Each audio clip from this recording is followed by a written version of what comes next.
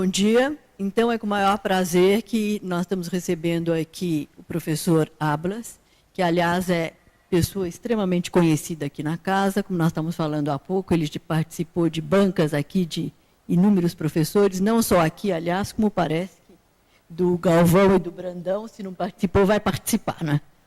Então, queremos também dar boas-vindas à Flora e a essa conferência patrocinada pela Ampura, aqui na FAO, que trata dos eixos nacionais de integração e desenvolvimento, e, de certa forma, essa conferência é uma preparação de uma coisa mais ampla, que seria um seminário nacional da espacialidade do desenvolvimento, regiões, cidades, cidades e regiões. Então, eu queria agradecer também a presença do Galvão e do Brandão aqui nessa mesa, inclusive da Flora e principalmente do nosso conferencista, professor Ablas. Então, passo a palavra à Flora, que pode explicar melhor. Bom dia. Agradecemos a gentil acolhida da FAO, que, aliás, acolhe também a Secretaria Executiva da ANPUR. E esse seminário é uma das sessões do Seminário Nacional que a ANPUR está realizando. Já teve uma sessão em Brasília, uma em Florianópolis, vai haver uma no Nordeste, em Salvador, e uma em Minas, e essa de São Paulo. Um dos objetivos desse seminário, como o nome indica, que é Regiões e Cidades, Cidades nas Regiões, é articular a discussão sobre o urbano e sobre o regional. São duas linhas de trabalho, duas linhas de pesquisa, duas linhas de formação, e que a gente, num país como o Brasil, que com o grau de urbanização que a gente tem, é importante a gente começar a discutir essas coisas juntos. Então, esse é um dos objetivos, o objetivo mais acadêmico, mas tem também um objetivo que é de pôr as instituições juntas, as instituições de cada região. As instituições de Recife nunca discutem entre si, as do Rio de Janeiro também não, as de São Paulo muito menos. Todo mundo vai se encontrar no Encontro Nacional da ANPUR. Então, nessa gestão, uma das coisas que a gente gostaria de fazer é começar a desenvolver uma discussão entre as instituições paulistas, e que, inclusive, já fizemos 2 reuniões tentando organizar essa atividade, e é um pouco consensual o interesse da gente desenvolver essa atividade, tentar institucionalizar um seminário como esse.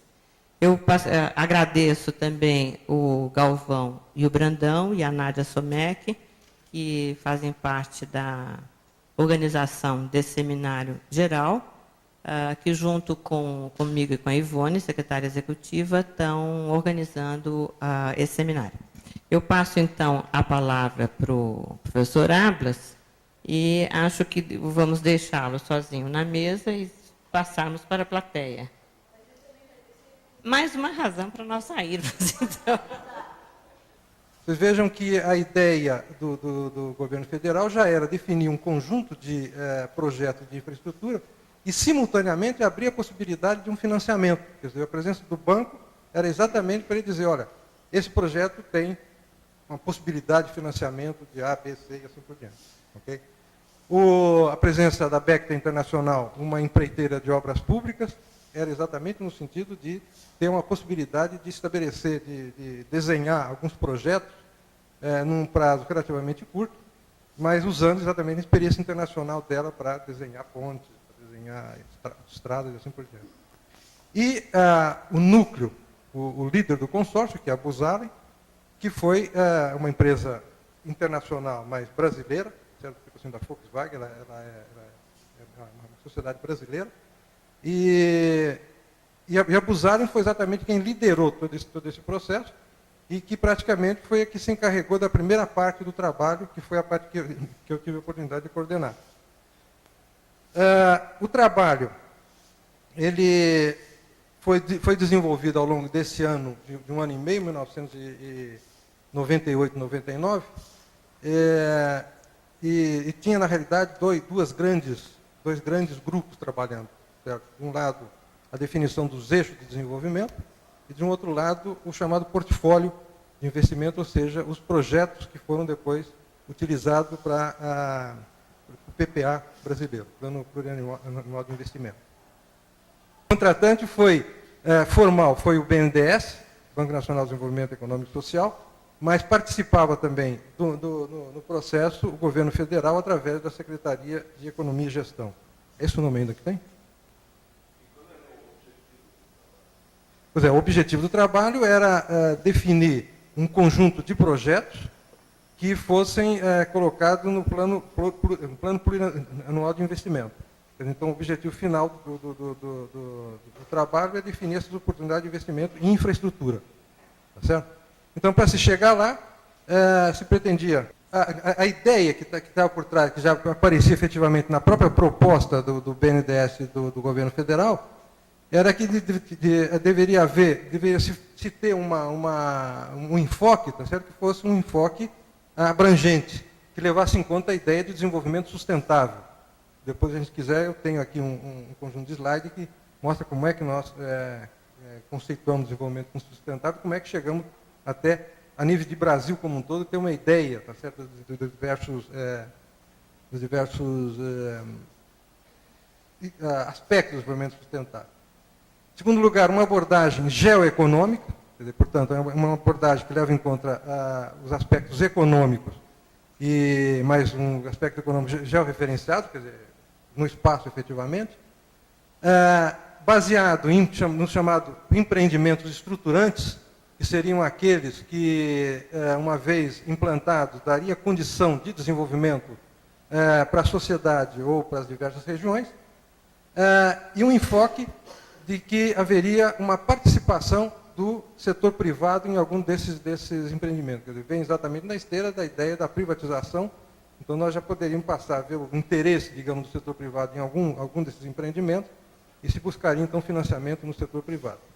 Do ponto de vista do governo federal, havia uma preocupação muito grande de que houvesse, efetivamente, um referencial espacial. Quer dizer, não seria, portanto, um trabalho macroeconômico de planejamento, onde você define grandes variáveis, tá certo? Mas a preocupação específica de você trabalhar a coisa do ponto de vista espacial. E as dimensões que se propôs para se fazer a análise seriam inicialmente a infraestrutura econômica, transporte, energia e telecomunicações. Depois, levar em conta o desenvolvimento social. Houve toda uma discussão da abrangência dessa questão do social ao longo de todo o trabalho, certo? Educação, saúde, saneamento e habitação. Informação e conhecimento, quer dizer, através de capacitação, tecnologia e difusão. E o meio ambiente considerado também, efetivamente, dentro do conjunto. Veja que só isso daqui, só essas dimensões, efetivamente, já mostra que teria que haver uma preocupação do ponto de vista de desenvolvimento sustentável. Tá certo? A discussão que eu falei que houve a respeito do desenvolvimento social é de que, inicialmente, se acreditava que esses aspectos do desenvolvimento social deveriam estar relacionados diretamente aos projetos que fossem propostos. Então, se eu proponho, por exemplo, a construção de uma hidrelétrica, eu teria que simultaneamente fazer já um trabalho que permitisse você colocar à disposição da população esses itens de desenvolvimento social, educação, saúde, saneamento e habitação relacionados àquele tipo de empreendimento. Certo? No final do trabalho, quer dizer, isso se ampliou bastante e se acabou fazendo efetivamente quase que um projeto de desenvolvimento social para todo o país, quer dizer, sempre numa escala muito elevada, mas se fugiu da ideia inicial de restringir isso aí aos empreendimentos. Pode virar. Isso aqui me dá uma ideia do trabalho, quer dizer, etapas do trabalho. Nós partimos inicialmente de uma ideia, de uma visão estratégica que serve de pano de fundo para todo o trabalho. Essa visão estratégica foi feita através de uma projeção qualitativa do que seria a economia brasileira, a sociedade brasileira dentro dos próximos 20 anos, certo? E a partir daí, então, se definir estratégias, efetivamente, do ponto de vista de desenvolvimento e de crescimento da economia, integração, participação do meio ambiente, desenvolvimento social e assim por diante. E o projeto em si teria um conjunto de 6 tarefas, tá certo? Nós vamos ver no outro slide que, na realidade, essa tarefa aqui sempre se abre em 2, mas, em grande modo, seria o seguinte. Em primeiro lugar, nós teríamos uma tarefa que seria o estudo dos eixos propostos inicialmente e depois a definição dos eixos e a delimitação desses eixos. Certo? Aqui dentro envolve toda uma discussão do que seja eixo, que nós vamos ver em seguida. Depois, a caracterização e análise desses eixos, que seria a tarefa 2. Certo? Em seguida, partir para integração entre os eixos, que você primeiro estuda os eixos internamente, e depois vê como é que há uma integração entre eles, uma complementação entre os diversos eixos. Nessas 3 tarefas, nós teríamos a definição de oportunidades de investimento, que seriam desenvolvidos aqui nesse portfólio de investimento. Depois é feita uma análise prospectiva para saber o que deve acontecer na economia brasileira, uma vez implantado esse portfólio de desenvolvimento, de investimento. Tá certo? Por detrás de tudo isso, uma demanda adicional, o BNDES e o governo federal pediam que o consórcio desenvolvesse um banco de dados georreferenciado. Certo? Então, foi coletado todos os dados que foram utilizados, foram organizados em um banco de dados, e esses dados são georreferenciados. Isso é interessante porque o próprio trabalho que foi feito foi facilitado porque nós tínhamos a possibilidade de, a cada momento, utilizar os dados já georreferenciados para você construir mapas, fazer as análises e assim por diante. Bom, aqui são aquelas mesmas tarefas, só que agora colocadas de um ponto de vista muito mais, digamos, gerencial. Certo? Então, eu tenho as 6 tarefas aqui. Eu disse que a tarefa 4, na realidade, ela se ampliava em 2, porque a tarefa 4 e a tarefa 6, que são, na realidade, complementares. Tá certo? Um marco inicial, dentro do qual faz parte aquela visão prospectiva que eu havia dado falado anteriormente, e depois umas recomendações de implementação. Eu trabalhei nessas 3 tarefas aqui. Quer dizer, a minha coordenação era exatamente a delimitação dos eixos, a caracterização dos eixos e depois a integração dos eixos. A partir daqui, nós definíamos o conjunto de oportunidade de investimento, que foi ser trabalhado através aqui do portfólio de investimento, análise prospectiva e o portfólio complementar. Veja que, eu vou explicar um pouquinho mais o que seja esse portfólio complementar. E esse portfólio de investimento, que é a tarefa 4, vem primeiro aqui da própria delimitação dos eixos, tá certo? A caracterização vai aparecer, então, depois, quais são os projetos relevantes, efetivamente, nesse ponto. E a integração dos eixos dá, novamente, os outros projetos que seriam utilizados. Certo? Então, esse portfólio é desenvolvido, recebe insumos desse daqui, que seriam os empreendimentos ligados ao Brasil em Ação, quer dizer, o primeiro PPA, e recebe um conjunto de proposições aqui também, aqui que é desenvolvendo o portfólio, e depois ver como é que esse portfólio tem uma ação sobre o total da economia brasileira. E aqui o banco de dados, abrangendo todo o conjunto do trabalho. Detalhando um pouco mais, então, as 3 primeiras tarefas, que foi aquelas onde que eu coordenei efetivamente, certo? Nós tínhamos 3 objetivos, digamos assim. O primeiro objetivo seria a delimitação dos eixos. Aqui envolve não apenas a delimitação, mas a própria definição, uma análise crítica sobre a proposta inicial que veio para nós.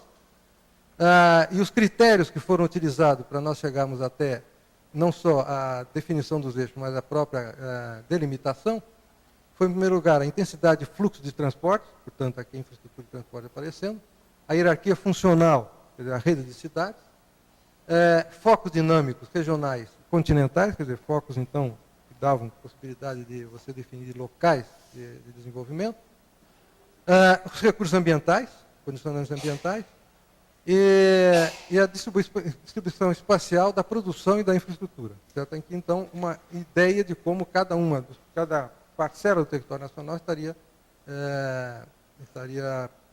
produzindo. Okay? Isso aqui conduz a 2 resultados. Primeiro, o aperfeiçoamento dos eixos, que eu vou detalhar um pouco mais na frente, e depois a delimitação dos próprios eixos. Uma vez definidos, delimitados os eixos, nós vamos fazer a caracterização dos eixos. Em termos de aspecto econômico, social, ambiental, informação e conhecimento. Certo? Então, uma espécie de diagnóstico a respeito do comportamento de cada um desses eixos. Depois, isso aqui vai ser feito através, primeiro, de um cenário macroeconômico que foi fornecido pelo IPEA, que dava, então, uma projeção de crescimento do produto brasileiro em termos totais e setoriais. Depois, estabelecimento a partir dessa caracterização, estabelecimento de quadro prospectivo para cada um dos eixos, as restrições e potencialidades ambientais, e aqui um conjunto de regularidades espaciais, que nada mais é do que uma tentativa de analisar o território brasileiro como um todo, do ponto de vista dos três componentes do desenvolvimento sustentável. Essa caracterização, definido esse quadro prospectivo aqui e as suas restrições e potencialidades ambientais, nós teríamos uma identificação de gargalos e missing links, gargalos e elos faltantes, tá certo? Infraestrutura de transporte, de telecomunicações e de energia. Infraestrutura econômica, certo?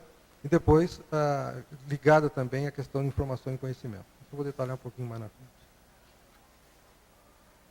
Bom, o primeiro grande problema que nós nos defrontamos foi com a própria ideia de eixo. Quer dizer, a proposta do governo federal e do Banco Nacional de Desenvolvimento Econômico e Social, ele falava em eixos de desenvolvimento, mas não definia claramente o que viria a ser esses eixos de desenvolvimento.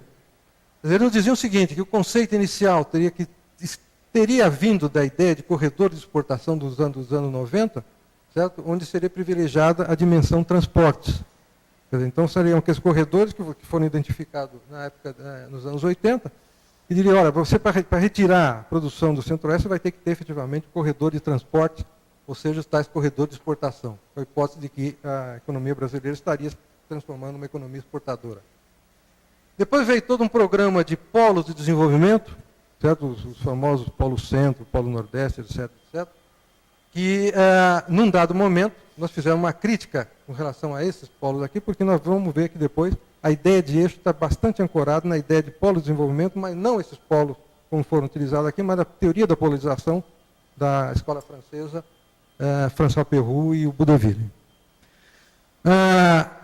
Uma outra coisa que efetivamente, num dado momento, contou na definição da ideia de eixo, no início dos anos 90, foi um trabalho do Eliezer Batista, que dava uma dimensão à infraestrutura econômica bastante grande, no sentido de mostrar que a infraestrutura econômica é a que vai efetivamente definir a forma como a sociedade vai se ampliar, vai ocupar o território nacional.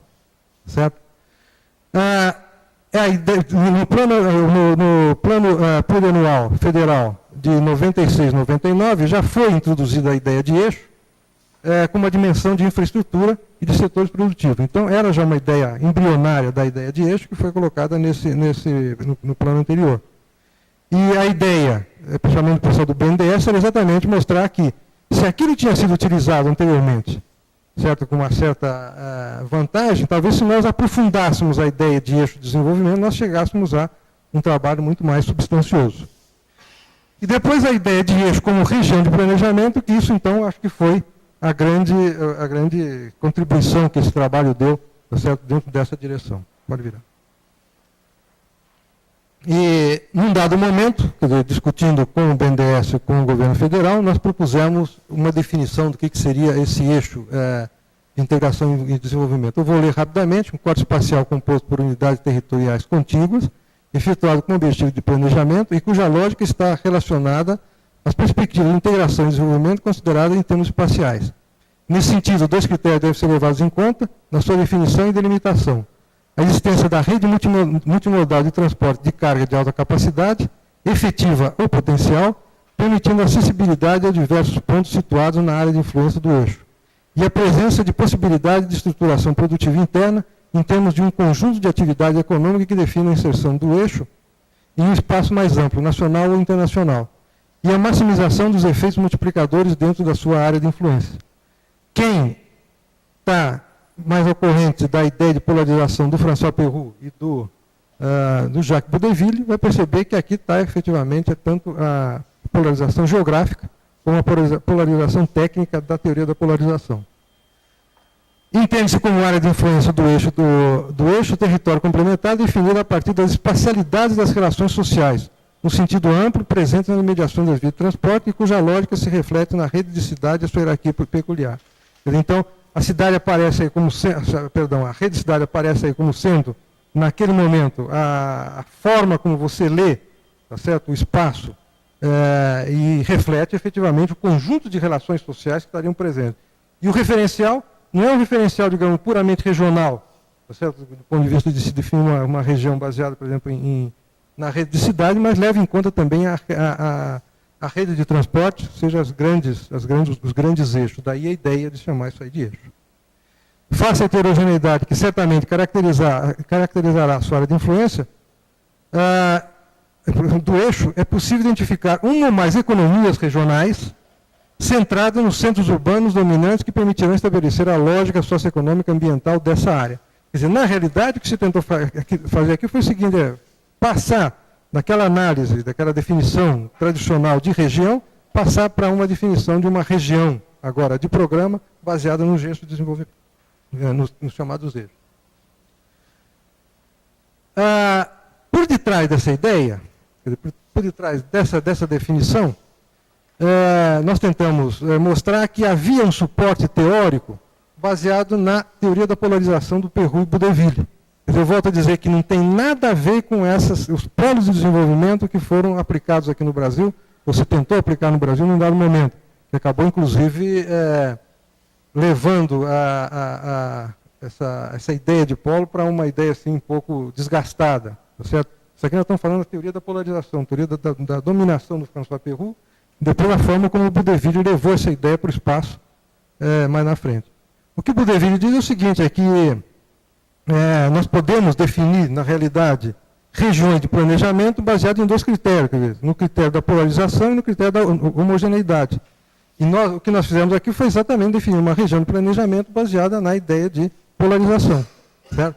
E a polarização, a descrição da polarização para o Boudeville se faz através de duas coisas. Quer dizer, é preciso que o local tenha uma acessibilidade, que ele chama de polarização geográfica, tá certo? E é preciso que esse local que eu estiver considerando tenha uma possibilidade não só de atração através das vias de transporte, etc., mas também uma atração através da polarização técnica, quer dizer, da ligação que possa existir entre os diversos setores presentes dentro dessa região. O que ele chama de estruturação produtiva ou a polarização técnica. Tá certo? A ideia de eixo, ela pega exatamente essas duas coisas. Por quê? Porque, primeiro, ela está baseada numa via de transporte, portanto, acessibilidade, tá certo? E ela está baseada, no momento que você define a região, ela está baseada na possibilidade de você desenvolver essa região através da proposição de um conjunto de atividades que, se essas sim, são interligadas entre elas, tá certo? Dando uma estrutura produtiva que seja coerente dentro da região. Tá certo? Então, por detrás da ideia de eixo, da forma como nós colocamos, eu procurei dar um suporte teórico na teoria da polarização. Isso é discutível, tá certo? Quer dizer, eu acho que aqui dentro nós temos perfeitamente possibilidade de discutir essa coisa. Quer dizer, aqui tem um viés meu, porque eu tenho uma formação em economia na França, quer dizer, eu conheço, estudei com o Boudeville, tive acesso a toda essa literatura, discuti bastante essa questão. Então aqui tem um viés meu que eu acho perfeitamente discutível em qualquer lugar. Bom, em termos práticos, a proposta que nós recebemos do BNDES e do governo federal, a proposta de eixo foi essa daqui. Ele falou, os eixos que nós acreditamos que existam no território brasileiro hoje são esses. Nós queremos que vocês discutam esses eixos e proponham, eventualmente, novos eixos ou aceitem efetivamente esses eixos. Quais seriam eles? Um eixo aqui da Amazônia, certo? Que seria o Madeira Amazônia, baseado no rio Madeira e no rio Amazonas. Um eixo chamado de Costeiro do Sul, que vem a ser esse daqui, que é a ligação dessa área daqui na direção do Mercosul, tá certo? Uma chamada franja de fronteira, que seria toda essa região aqui, ó, certo?